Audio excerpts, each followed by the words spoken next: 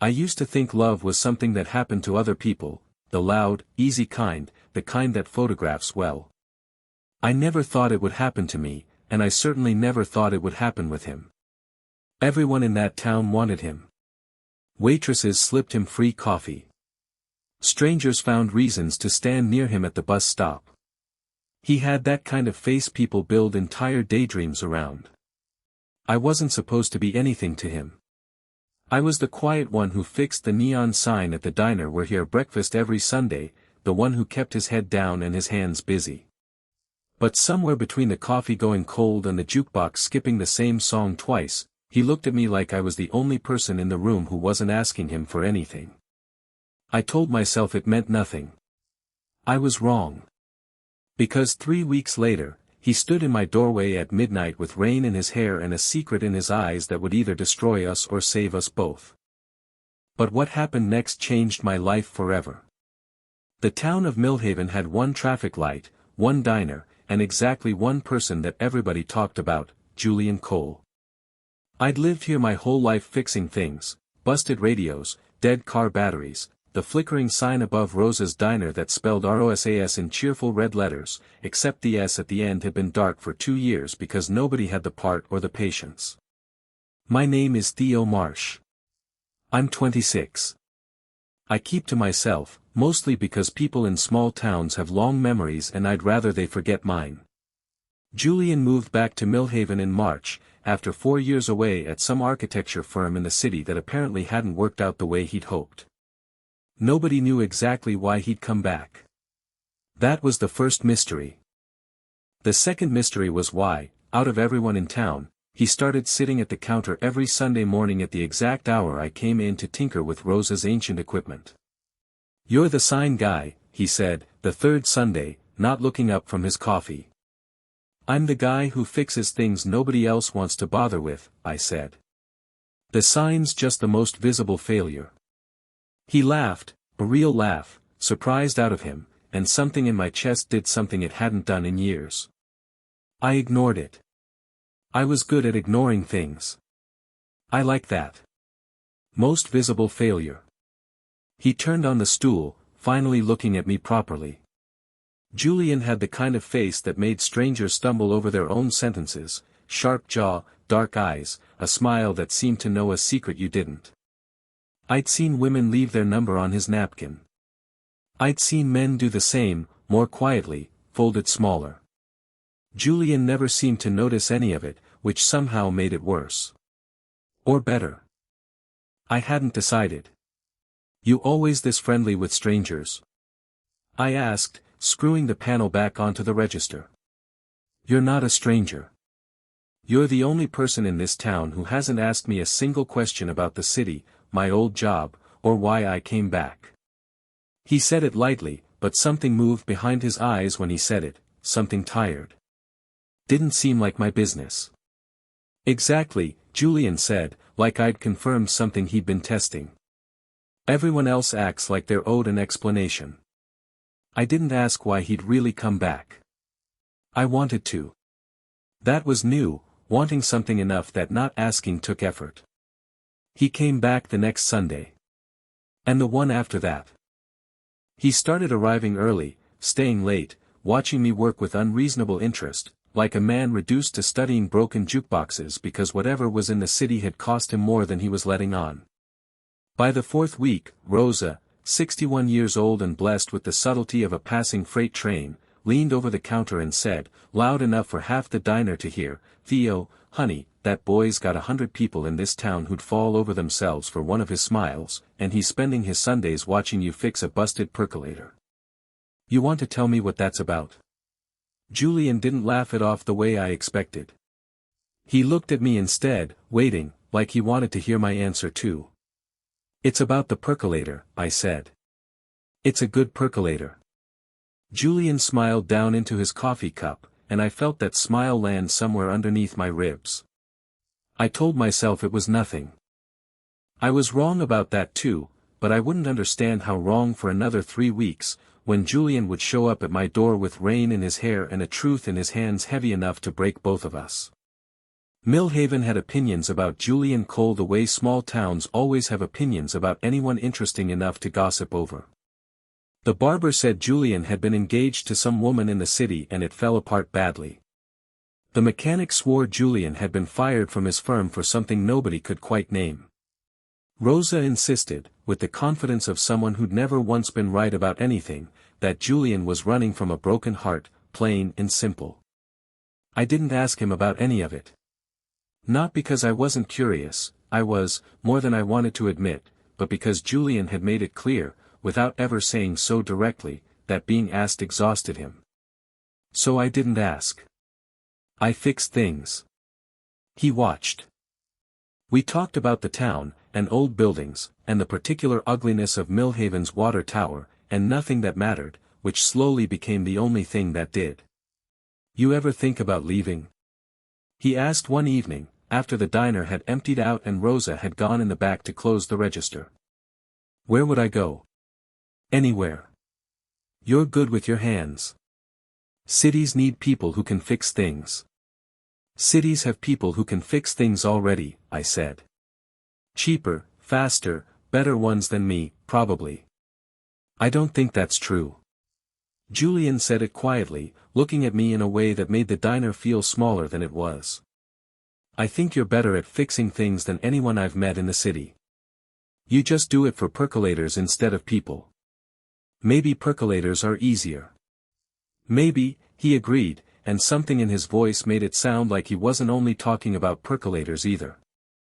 I started noticing things about him I had no business noticing. The way he tensed slightly whenever his phone lit up on the counter, always turning it face down without answering. The way he'd start a sentence about the city and stop himself, swallowing it back like it cost him something to almost say. The scar along his left knuckle that he never explained and I never asked about. The way he watched the door sometimes, like he was waiting for someone to walk through it who never did. Julian was a man built out of things he wasn't saying, and I was becoming a man who wanted very badly to know all of them, which frightened me more than it should have. I'd built a quiet life for a reason. Quiet was safe. Quiet didn't ask anything of me, and quiet didn't leave. But Julian kept showing up, and quiet was becoming harder to want. One Sunday, fixing a stubborn wire behind the counter, my hand slipped and I hissed through my teeth as the metal bit into my palm. Julian was off his stool before I'd even finished the sound, taking my hand in both of his like it was the most natural thing in the world, turning it toward the light to look at the cut. It's fine, I said, my voice not as steady as I wanted it. It's bleeding, Julian said, not letting go. Neither of us moved for a moment too long to be about the cut anymore. His thumb rested against my palm, warm and careful, and I watched something shift across his face, surprise, maybe, at himself, at how easily his hands had reached for mine. Julian. I know, he said, quiet, almost apologetic, finally releasing my hand. I know. He didn't explain what he knew. He didn't have to. We both knew exactly what had almost happened in that half-second of held breath, and exactly why neither of us was ready to name it yet. I found out why Julian really came back to Millhaven on a Tuesday, from the last person I expected, his older sister, Nora, who ran the flower shop 2 doors down from Rosa's and had never once, in 6 years, said more than 10 words to me. You're good for him, she said, arranging carnations with more force than the task required. First time he's smiled like that in 2 years. Since, she stopped herself. Since what? Nora looked at me for a long moment, weighing something. That's his to tell you, not mine. But Theo, be patient with him. He's not hiding things because he doesn't trust you. He's hiding things because trusting people is how he got hurt the last time. I didn't push. I'd learned, watching Julian, that pushing only made people close tighter, like a fist around something fragile. That night, walking home from the diner, I found Julian sitting on the curb outside my building, elbows on his knees, staring at nothing. You following me now? I asked, though there wasn't much bite in it. I wanted to talk to you somewhere that wasn't Rosa's counter with half the town listening. He looked up at me, and in the streetlight his face looked younger, more uncertain than I'd ever seen it. "Can I come up?" I said yes before I'd fully decided to. My apartment was small and unremarkable, a fixed clock on the wall, tools organized on a shelf, nothing that announced anything about the person who lived there. Julian looked around slowly, like he was trying to read me through my furniture. "I was engaged," he said finally, without me asking. 2 years ago. To a man named Adam. We were together 4 years, and I really thought that was going to be my whole life. I sat down across from him, careful not to react in a way that would make him stop talking. He left 2 months before the wedding. Not for someone else, that would have almost been easier to understand. He left because he said I'd built my whole identity around being someone people wanted, and he couldn't tell anymore if I actually wanted him, or if I just wanted to be wanted. Julian's voice cracked slightly on the last words. He wasn't wrong. That's the part that took me 2 years to admit. I don't know how to be with someone without performing for them. I don't know what it looks like to just be still with a person and not need them to keep looking at me. Is that why you came back here? I came back because I needed to find out if there was anyone left in me that wasn't built for an audience. He looked at me then, steady, frightened. And then I met you, and you never once looked at me the way everyone else does.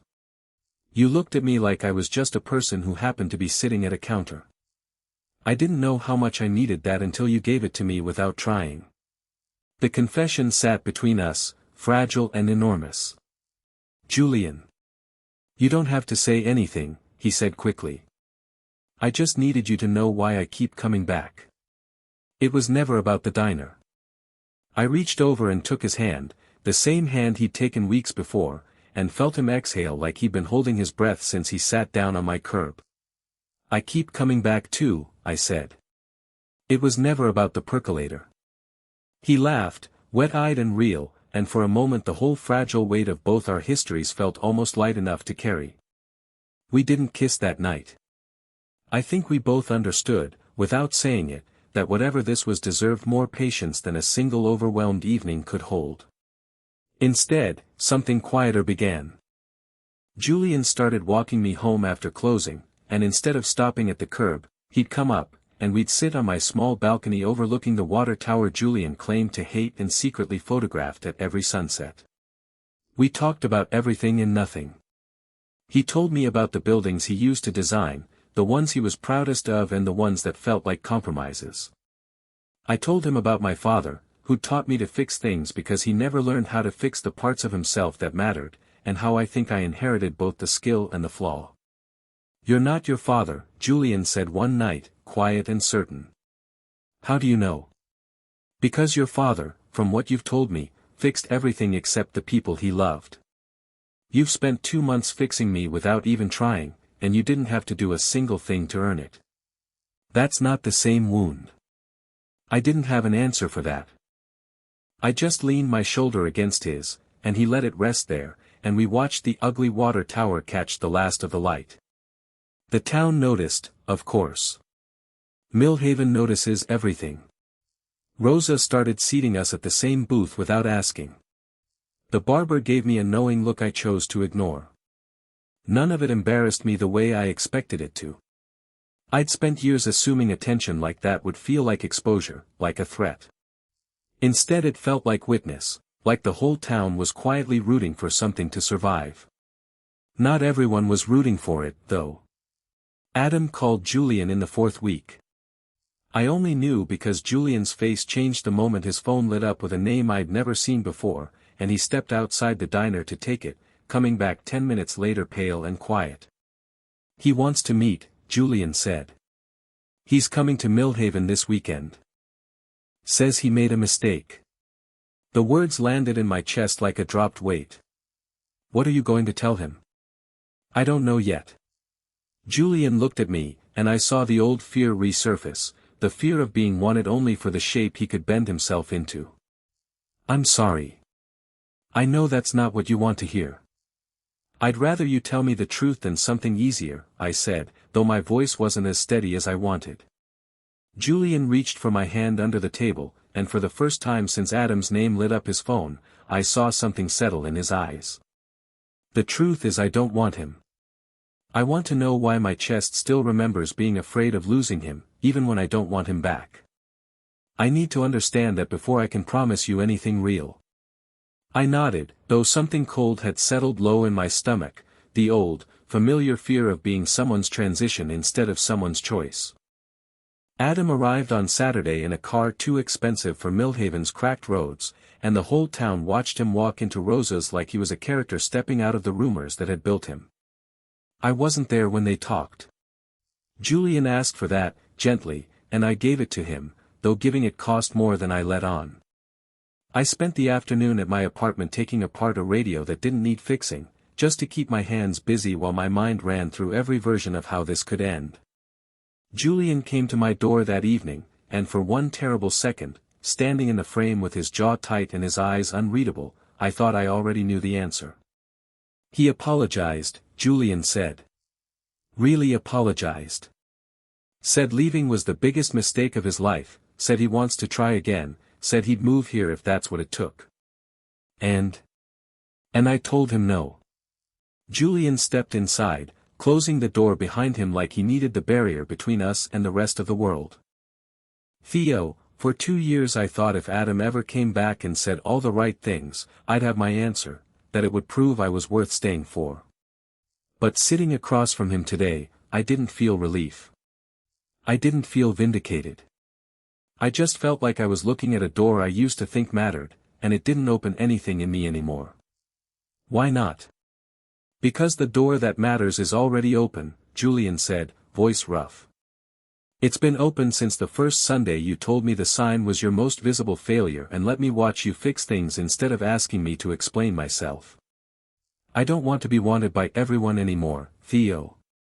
I want to be known by one person who isn't impressed by me, who just sees me. You're the only one who's ever done that. I felt something crack open in my chest, not from fear this time, but from the sheer relief of being chosen without needing to perform for it. I'm scared, I admitted, the words costing me more than I expected. Not of losing you to Adam. Of being someone's rebound from being wanted too much. Of being convenient because I'm quiet, instead of chosen because I matter. Julian crossed the room and took my face in both hands, the same careful hands that had once held my bleeding palm. You're not convenient, Theo. You're the hardest thing I've ever let myself want, because wanting you means giving up the version of myself that needed everyone's attention to feel real. You're not my rebound. You're my correction. I kissed him then, finally, after weeks of almost. And it felt less like a beginning and more like something that had already been true for a long time, only now allowed to exist out loud. For 3 weeks after that, Millhaven felt like the safest place either of us had ever been. We stopped hiding the quiet things, his hand finding mine on the counter at Rosa's, my shoulder against his on the balcony, the easy laughter that used to be rationed out in careful, guarded portions. Nora started giving me free flowers for the apartment, which we both understood was her way of saying she approved. Rosa cried once, unprompted, watching us share a plate of pancakes, and refused to explain why. I let myself believe, for those 3 weeks, that the hardest part was behind us. Then Julian got the offer. A firm in the city, not the one he'd left, but a rival, one with an even better reputation, wanted him to lead a major redevelopment project. 6 figures. Creative control. Everything he'd once said he'd dreamed of before the wedding that never happened, before Millhaven, before me. He told me over dinner, turning his fork over and over without eating, and I watched the old performing Julian flicker back into his posture, the one who braced for how I'd react before I'd even reacted. It's a 6-month contract, he said. Maybe a year. I haven't said yes. But you want to. I want a lot of things, Julian said carefully. I want that project. And I want you. I don't know yet if those 2 things are allowed to exist in the same life. Why not? People do long distance. Because the last time I chased something that made me feel wanted by a lot of people, I lost the one person who wanted me for real, Julian said, and I heard the fear underneath it, not fear of the job, but fear of becoming, again, a man who needed applause more than he needed a home. I don't trust myself yet, Theo. I don't know if I'd come back different. Or come back at all. The honesty of it hurt more than a lie would have, but I understood, watching him, that this fear was the truest thing he'd told me yet, the wound underneath all the others. Then don't decide tonight, I said, though my chest ached with the effort of sounding calmer than I felt. But don't disappear into a decision without me either.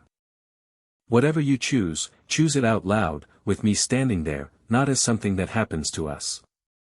Julian reached for my hand across the table, and for a long moment neither of us said anything else, because there was nothing safe left to say, only the truth that we'd reached the edge of something neither of us had fully survived before. Julian didn't answer the phone for a week, and that week was the hardest of everything we'd been through, because it wasn't built from misunderstanding or fear of the wrong person, it was built from two honest men trying to figure out whether love could survive ambition, distance, and old wounds that hadn't fully healed. We didn't fight, not really. We talked, carefully, late into the night, circling the same question from every angle. I told him I didn't want to be the reason he shrank his own future to fit a small town. He told me he didn't want a future so big it cost him the one relationship that had finally taught him what stillness felt like. I keep thinking about what you said, Julian admitted one night, lying beside me, staring at the ceiling. About choosing something out loud instead of it happening to us. I think that's the actual answer. Not whether I take the job. Whether we decide it together, or whether I let fear decide it for me the way I always have. What does deciding together look like? I don't know yet, he admitted. But I know it doesn't look like me disappearing into a 6-month contract to prove to myself I still matter to strangers. And it doesn't look like me refusing the job just to prove to you I've changed. Both of those are still about proving something. I'm tired of proving things, Theo. I just want to build an actual life. He called the firm the next morning and turned down the 6-month version of the contract. Instead, he negotiated something smaller, a 12-week remote consulting role, most of it doable from Millhaven, with 2 short trips to the city that he insisted, without me asking, that I come along for. I'm not running from this project, Julian said, showing me the counteroffer. But I'm not running from you either. This is the first time in my life I've tried to build something instead of chasing it. It wasn't a perfect solution. It still meant 2 trips away, still meant nights of him working later than either of us liked, still meant the ordinary friction of 2 lives trying to fit together instead of one life absorbing the other. But it was chosen, out loud, together, and that made all the difference neither of us had words for yet. The twist, when it came, wasn't the one either of us expected. 3 weeks into Julian's consulting work, Nora showed up at my apartment alone, her face pale in a way that made my stomach drop before she said a single word. It's not what you think, she said quickly, seeing my face. Julian's fine. But there's something you should probably hear from me before it comes out wrong from somewhere else. She told me that Julian's decision to leave the city 2 years ago hadn't only been about Adam. It had also been about a breakdown, a real one, quiet and hidden the way Julian hid most things that scared him, a period where the pressure of being endlessly wanted by everyone and endlessly unseen by anyone had nearly cost him everything. He'd checked himself into care for 6 weeks. Almost no one in Millhaven knew. Julian had let the town believe it was a broken engagement, because a broken engagement was a story people understood, and a breakdown was a story that made him feel like a burden. He didn't tell you because he's scared you'll see him differently, Nora said. But he also didn't tell you because he's scared that if you knew how close he came to disappearing entirely, you'd realize how much responsibility that puts on you. And Julian never wants to be someone else's responsibility. He wants to be someone's choice. I didn't feel betrayed hearing it. I felt something closer to grief for the version of Julian who'd nearly been lost before I ever had the chance to know him, and grief for how long he must have carried that alone, performing wellness the way he used to perform charm. When Julian came home that night, I didn't ambush him with it. I waited until we were sitting on the balcony, the water tower catching its last light, and I told him gently that Nora had told me, and that nothing about it changed how I felt, it only made me understand him more completely. Julian was quiet for a long time. Then he said, voice low, I was so scared that if you knew how close I came to not being here at all, you'd start loving me out of fear instead of choice. That you'd stay because you felt responsible for keeping me alive, instead of staying because you wanted to. I'm not staying because I'm scared of losing you, I said. I'm staying because you're the first person who ever let me see all of him, eventually, even the parts that cost him the most to show. That's not responsibility, Julian. That's just love. He put his head against my shoulder, and for the first time since I'd known him, Julian Cole didn't say anything charming or careful or performed.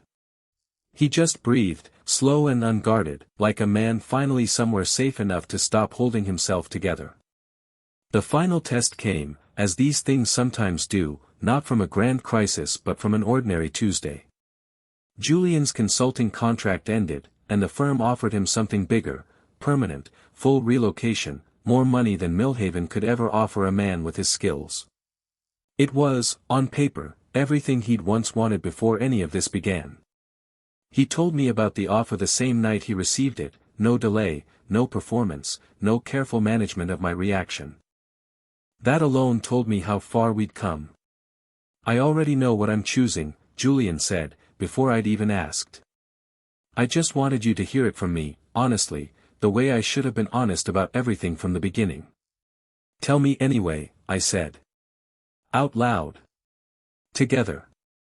Like you said. I'm staying, Julian said. Not because Millhaven is where my career is supposed to be, it isn't, and we both know that. I'm staying because for the first time in my life, I don't need a city full of people looking at me to feel like I exist.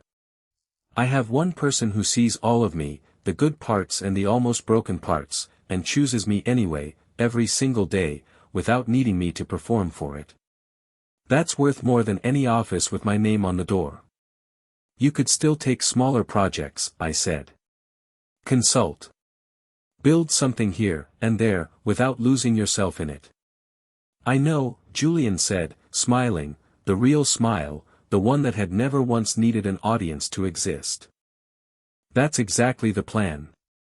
We stood on the balcony that night, the ugly water tower behind us catching the last orange light of a Millhaven sunset, and Julian took my hand the way he had that very first day at the diner, careful and certain, like something worth fixing gently instead of grabbing all at once. Everyone wanted you, I said quietly. The whole town. Strangers. Adam. That firm. Everyone. And you were the only one who never asked me for anything, Julian said. That's exactly why I fell for you. Not because you wanted me the loudest. Because you let me be still. A year later, the sign above Rosa's diner finally spells ROSAS in full, every letter lit, because I fixed the last one myself on a Sunday morning with Julian sitting on his usual stool, watching, the way he always had. He still gets looked at everywhere we go. Some things about a person don't change, and I've stopped minding it, because I understand now that being wanted by a room and being chosen by one person were never the same thing, and only one of them ever mattered. We built something quiet here. Not perfect, we still argue sometimes about his long hours or my stubborn silences, still navigate the ordinary friction of two people learning how to stay instead of just how to want. But it's real, chosen every day, out loud, together, the way we promised each other on that balcony. Sometimes, in the evenings, Julian photographs the water tower he still claims to hate, and I tease him about it, and he laughs the Real laugh, the one that used to surprise even him. Everyone wanted him. I know that now more than I ever did before. But out of everyone who wanted him, I was the one he chose to stay still for, and that, it turns out, was the whole story all along.